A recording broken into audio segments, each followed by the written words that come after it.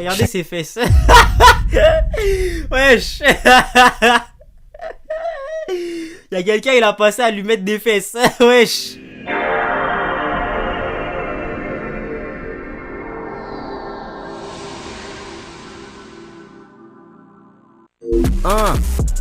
Petit conseil d'amis, faut vesquer les femmes de Tingoni. La baby en a pour ma money. Elle veut venir quand j'ai du champomis. Elle veut monter dans la merco. Elle veut monter dans la merco. Elle veut monter dans la merco. Que je la prenne à l'arrière de la merco. C'est mort, tu monteras pas. Wagwan YouTube, ça dit quoi l'équipe, j'espère que vous allez bien. Moi ça va, alhamdulillah, vous connaissez votre bug. Aujourd'hui la famille, on est sur une vidéo de Léo Duff. Pourquoi ils veulent un robot chez vous à tout prix? Là, le robot que vous voyez à l'écran, j'en ai déjà entendu parler. C'est plus dans la vidéo de qui, mais j'en ai déjà entendu parler. Et la particularité là de ce robot, c'est qu'il n'est pas réellement autonome. En gros, comment ça fonctionne, c'est qu'il est téléguidé en fait. T'as quelqu'un avec un casque VR qui est, je sais pas, à l'autre bout du monde, j'en sais rien. Et du coup, il va justement piloter le robot à distance. Ça fait que tu as un inconnu chez toi, techniquement. Tu vois. Donc, je vais pré-shot. Ok. Ma théorie, c'est que ça va parler d'espionnage. Ça va parler. En fait, c'est le vol de données, mais pro max. Je pense que ça va être ça. Genre, vol de données, mais pro max. Genre, c'est un level que, encore aujourd'hui, on n'a pas atteint. Donc, je pense que ça va être ça. Installez-vous confortablement. Petite boisson, petite collation. C'est parti, let's go. La fameux.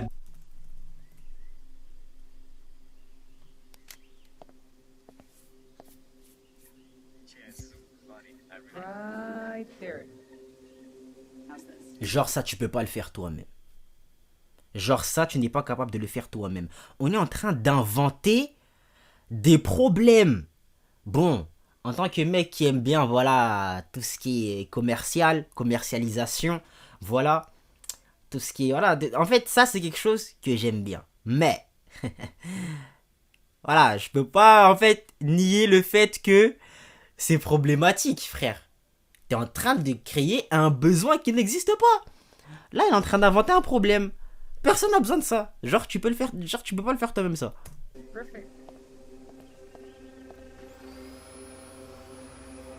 Ça y est, on y est.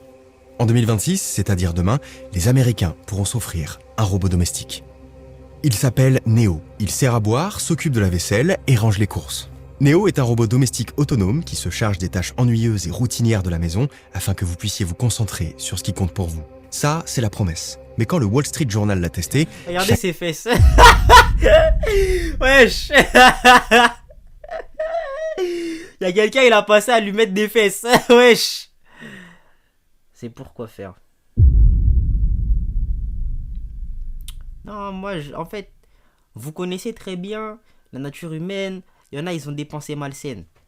Il y en a, ils vont commander des robots avec des spécificités très spécifiques qui vont tendre sur des bails un petit peu mystiques, je le sais.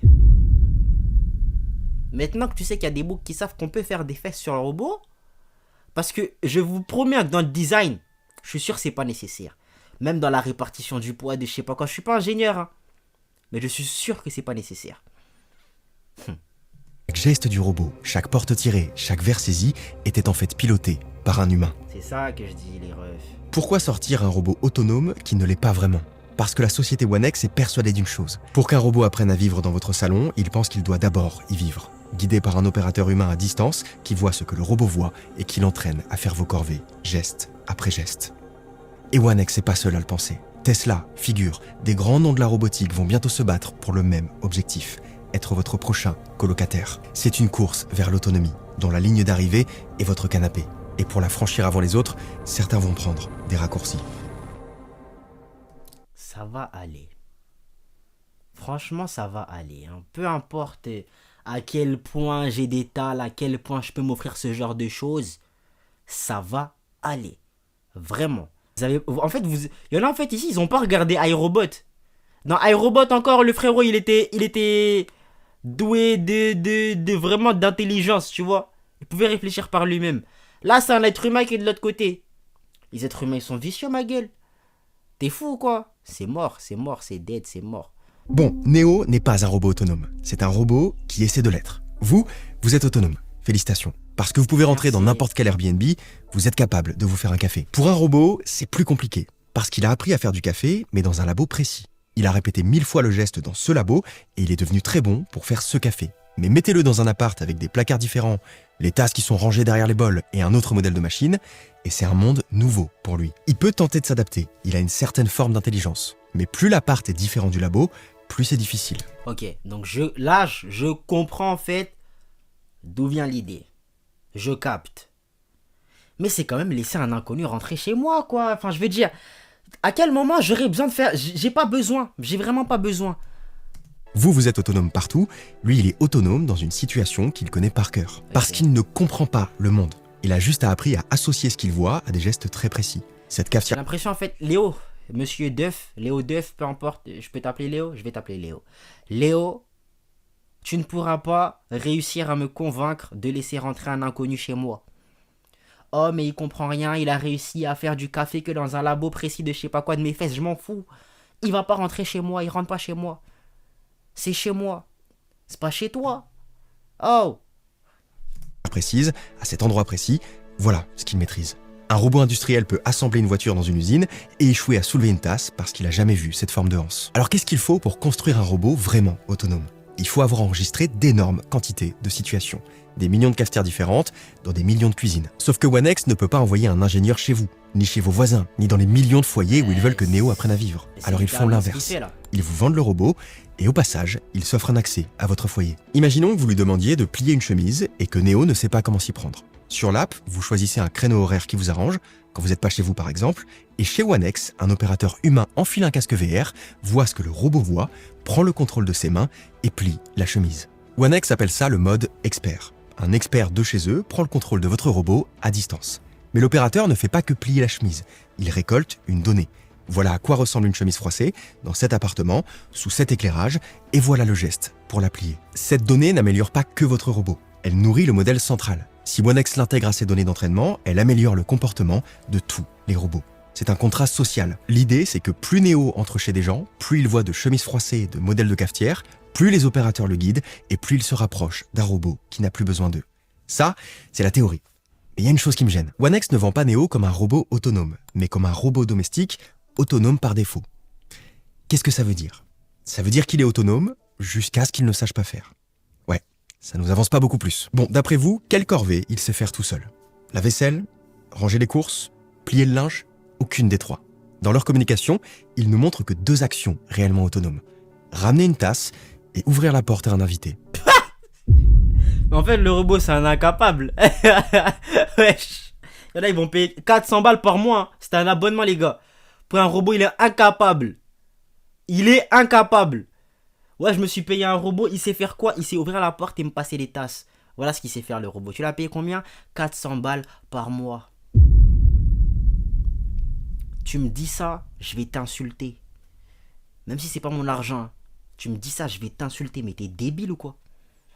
Ils ont fait pipi dans ta tête, chacal. Tout le reste, la machine, le ménage, l'aspirateur, le lave-vaisselle, c'est un humain qui guide le robot. Alors on peut imaginer qu'ils sont très prudents dans leur communication et qu'ils minimisent ses capacités réelles pour éviter les promesses intenables. On peut l'imaginer. Mais à moins d'1 an de la sortie, devant les médias, Neo ne fait aucune action autonome. Pas une seule. Et Le si, truc... il ouvre la porte et il donne des tasses. T'imagines en fait les arguments de vente que tu vas devoir... Tu sais, vraiment le football du commercial qu'il va falloir sortir. En mode, ouais, pourquoi est-ce que je dois me payer ce robot? Il passe des tasses. Et il ouvre les portes aussi. Il ouvre les portes. Quand vous pouvez pas le faire.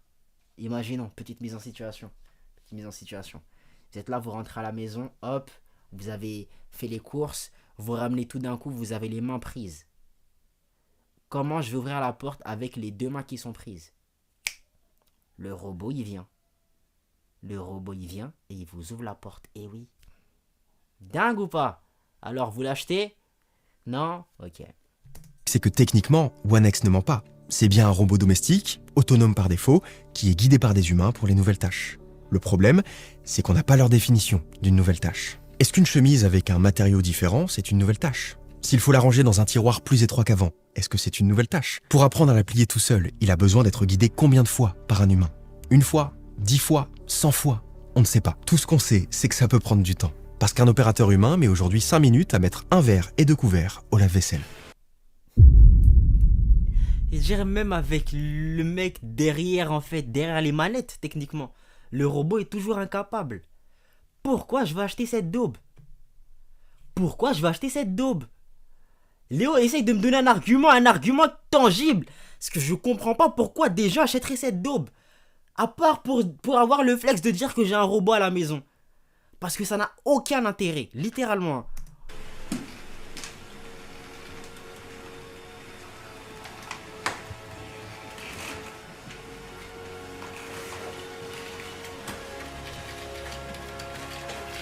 And Vas-y frère, vas-y. 5 minutes pour ça, ma gueule. 5 minutes pour ça. C'est pour ça, moi, je dis dans la vie. Je dis dans la vie, on n'est jamais mieux servi que par soi-même. Suivez un truc qui soit fait, fais-le toi-même. Attends pas à ce que les autres le fassent pour toi, ma gueule. Parce qu'en fait, tu vas demander à quelqu'un de le faire et tu vas commencer à te plaindre par la suite alors que c'est toi qui lui as demandé de faire. Alors que tu aurais pu le faire. Tu vois? Au bout d'un moment, ferme ta bouche et fais-le toi-même, tu vois? Genre, chacal. Faut commencer à réfléchir. Il faut réfléchir. Réfléchissons. Ok? that took 5 minutes. En autonomie complète, est-ce que ça mettra encore plus de temps? Combien de fois plus? On sait pas non plus. Ce qu'on sait en revanche, c'est ce que ça leur coûte. Un téléopérateur aux États-Unis, c'est environ 25 $ de l'heure. Si votre robot a besoin de 10 minutes d'aide par jour, vous leur coûtez 125 $ par mois. Et 10 minutes, quand on voit ça, c'est optimiste. S'il a besoin d'une heure d'aide par jour, ça leur coûte 750 $. Pour un robot que vous louez 499 $ par mois. Ce que ça veut dire, c'est que si Neo est trop dépendant de la téléopération, son modèle économique s'effondre. Mais l'enjeu pour OneX, c'est peut-être pas l'abonnement. Parce qu'ils ont des investisseurs très solides derrière eux. OpenAI, par exemple. Ce que les investisseurs achètent, c'est pas des parts sur les 499 $ par mois. C'est de la donnée. Chaque chemise pliée, chaque frigo ouvert, chaque lave-vaisselle rempli entraîne les modèles de OneX, améliore leur techno et leur donne une avance sur un marché qui n'existe pas encore. Les investisseurs misent sur le fait que les pertes potentielles à court terme financeront l'empire de demain. Et chaque geste d'un téléopérateur, c'est du carburant pour le modèle qui... Vous avez dit, frère, c'est littéralement collecte de données Pro Max. Collecte de données Pro Max, les gars. finira par le remplacer. Ça, c'est le plan. Et OneX a besoin qu'il marche. Parce qu'ils vendent des robots qui ne seraient pas commercialisables sans cette béquille humaine. Et cette béquille est une pression économique. Maintenant, qu'est-ce qui arrive si le plan se passe pas comme prévu? Si leur technologie n'est pas au point? Si l'autonomie met finalement plus de temps qu'ils l'imaginent? Et que leurs robots restent dépendants des humains qui les pilotent? Qu'est-ce qui arrive si Tesla fait mieux? Qu'est-ce qui arrive si Figure fait mieux? Qu'est-ce qui arrive si une start-up chinoise les dépasse? Tous veulent construire un humanoïde grand public. Mais dans un foyer, il n'y a qu'une place. Quand plusieurs acteurs se battront pour cette place, ils mettront toutes les chances de leur côté. Et certains feront un calcul simple. Ce qui nous coûte de l'argent, c'est l'intervention humaine, et chaque minute d'intervention humaine coûte 40 centimes. Aux États-Unis. Mais il y a des pays où un humain, ça coûte 5 à 15 fois moins. Demain, Non, dis-moi pas ce que je pense que tu vas dire que... Attends. Dis-moi pas que tu vas dire ce que je pense que tu vas dire, chacal. En tout cas, tu as très bien insinué, là. Tu l'as très bien insinué. si l'autonomie n'arrive pas assez vite et qu'il faut payer des milliers d'opérateurs, une des variables sera de déplacer l'humain là où il coûte le moins cher. Ce schéma, externaliser l'humain pour optimiser les coûts, il n'est pas inédit et il existe déjà dans la robotique. Au Japon, dans des supérettes, il y a des bras robotiques autonomes de la société Téléexistence qui rangent les rayons. Mais quand ces bras bloquent sur un produit, c'est un opérateur qui prend le relais. Et il n'est pas au Japon. Il est à 3000 km. Dans un immeuble aux Philippines, il y a une 60aine de personnes qui surveillent chacun 50 robots à la fois. Et quand il y a une canette qui tombe, ils interviennent. Ils font ça pendant 8 heures par jour, interviennent une 50aine de fois et gagnent environ 300 $ par mois. Sans couvrir.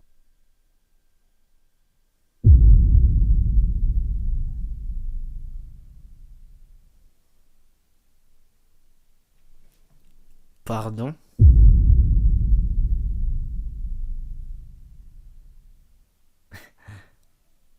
Pardon? Donc en gros, t'es responsable de rayon. Techniquement, hein, je sais pas si c'est comme ça qu'on appelle le vrai postier. Tu ranges les rayons de plusieurs magasins en même temps pour 300 boulards tous les mois. La vérité, les êtres humains, ils sont mauvais, frère. Tout ça pour être rentable, wesh, chacal. C'est des êtres humains, ma gueule. Couverture santé, sans retraite et avec la nausée et la fatigue oculaire de la réalité virtuelle. Un opérateur aux Philippines voit la même chose qu'un opérateur au Texas. Il plie la même chemise, il produit la même donnée, Mais et il coûte 5 fois moins cher. Punaise. Grand minimum. Et personne ne le verra parce qu'il remplacera un travailleur, déjà invisible. Un travailleur qui produit les données de sa propre obsolescence. C'est certainement transitoire, mais personne ne sait combien de temps ça durera. Et en attendant, cette transition s'organise en industrie. Téléexistence fait tourner ses robots dans plus de 300 supérettes au Japon depuis 2022. En août 2025, ils ont annoncé une Motion Data Factory, une usine à données de mouvement vendue à l'heure. S'ils construisent une usine maintenant, c'est probablement qu'ils pensent que ça va durer un peu. Alors est-ce que Neo finira par être piloté depuis l'autre bout du monde ? Personne ne le sait. Et il y aura des freins, de latence, d'éthique et de droit international. Mais la logique économique, si elle se confronte à une incapacité technologique, peut pousser dans cette direction.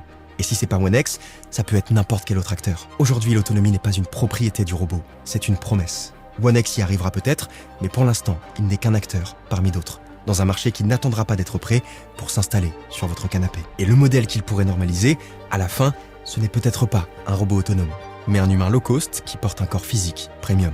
Ce modèle, c'est l'ubérisation, mais pour les bras. Si ce scénario se réalise, la robotique n'aura pas supprimé le travail domestique, elle l'aura rendu invisible. Merci à tous, merci Trade Republic. C'était Léo Duff. La vérité, les êtres humains, ils sont mauvais, frère. Dans iRobot, je pense qu'il faut pas mettre un robot en tant que méchant. La vérité, c'est les êtres humains, les méchants, frère. C'est quoi cette dinguerie, ma gueule? Et voilà la famille, vous me direz ce que vous en avez pensé dans les commentaires. Nous on se dit à la prochaine pour la prochaine. Vous savez quoi faire pour donner la force. Ciao les nazes. Elle montra pas. Concu le vent, ça fait pas. Concu le vent, ça fait pas. Concu le vent, ça fait pas. La baby c'est folle, elle a pas de papa. Donc elle fait des gâteries. Chaque jour elle fait des gâteries. Je suis dans ma sakanaha.